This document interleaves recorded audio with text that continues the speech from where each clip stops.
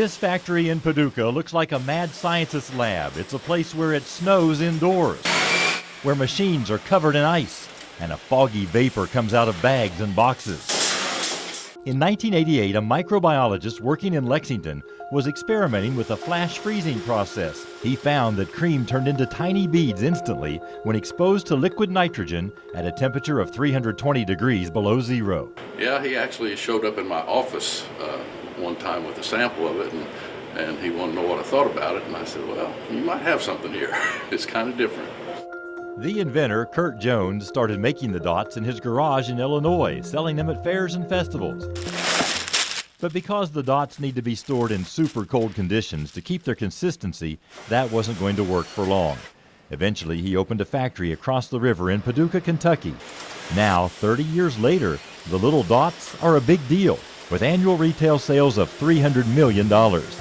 They're sold at theme parks, zoos, and ballparks around the country, as well as conventional stores. Here's the scoop. The factory today turns out more than 2 billion dots per day. It can make 70 different flavors.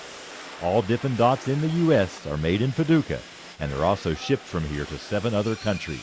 We've been doing it longer than anyone else. So anyone with a beaded product is going from our lead. Even though it looks cold in the production room, it's actually 70 degrees in there. The only exception is the storage room, where it's like the Arctic year-round. At minus 46 degrees, you don't want to stay in here any longer than you have to. It's that mixture of a warm room and super cold product that keeps the plant covered in a fog. Dippin Dots has had its ups and downs, nearly going bankrupt in 2011. But executives say the company bounced back by finding new markets. It recently expanded into China. We're just starting there. It looks like a very big market. We think it will surpass the U.S. market in a very short period of time. So we're excited about that. There are a lot of cool places in Kentucky. Think of this one the next time you need a sweet treat to beat the heat.